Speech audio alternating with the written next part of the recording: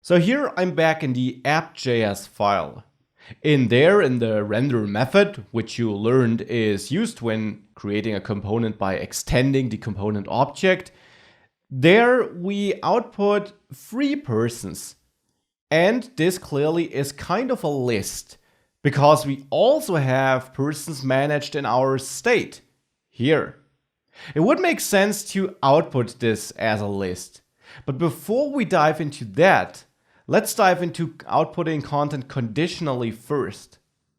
Let's say when we click this button, we don't really want to switch the names as we do right now, but let's say instead we want to show or hide the persons we have down here.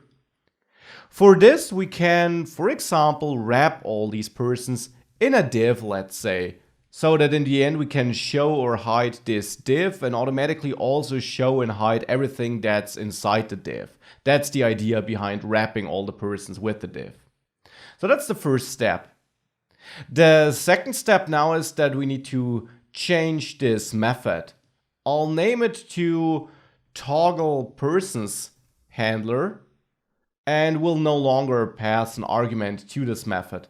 Now with that, I will go back to the old syntax of not using a function here, which returns another function call, but just passing a reference.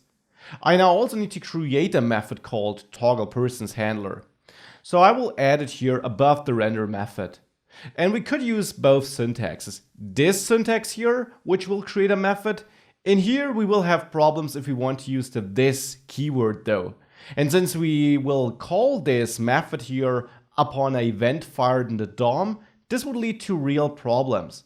So I will use the other syntax of assigning an arrow function to a property. It will also create a method in the end. It's just a different syntax, and due to the internals of JavaScript, this makes sure that this keyword inside this method always, under all circumstances, returns to this class. So I recommend using this. Now in there, I now want to toggle some property, which in the end decides whether we want to display this div with the persons inside of it or not. So first of all, I'll go to my state and add a property. I'll name it showPersons. The name, of course, is up to you. And I'll set it to false initially. Now, if it is false, I don't want to show the persons. And how can we now render this dynamically? Well, we can go to the div, and in other frameworks like in Angular or in Vue.js, you would now place a directive on this div. For example, in Vue.js, if you know that, we would have vif. Now, React works different. Here, always keep in mind, we are working with JavaScript only. It might look like HTML here, but it is JSX. It is just syntactical sugar for React create element. So in the end, here, we have JavaScript code. Hence, we can work with it as we can work with JavaScript code.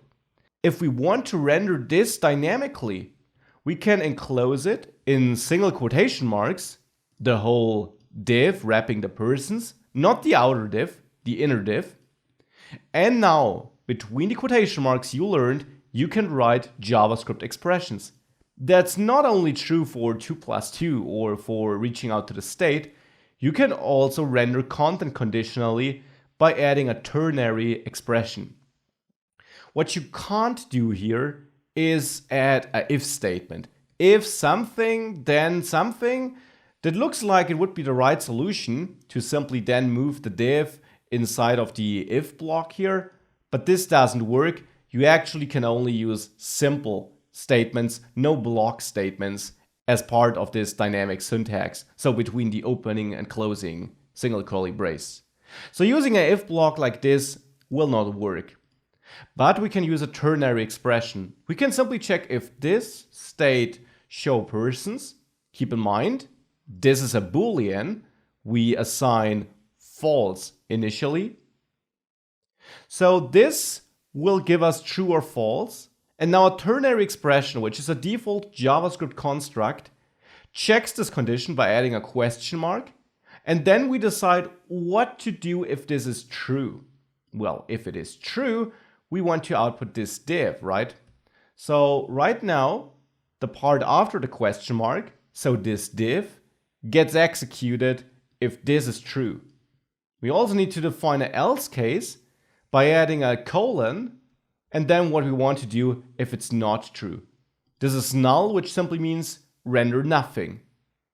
This might be looking super confusing the first time you use it. I am aware of this. So what we in the end do here is we simply take advantage of the fact that all we write here is in the end JavaScript. And we can interject JavaScript expressions into JSX with single curly braces. You learned that. This means we can of course access any JavaScript property and use it in a ternary expression. Again, this is a default JavaScript construct. A ternary expression is created by having some condition.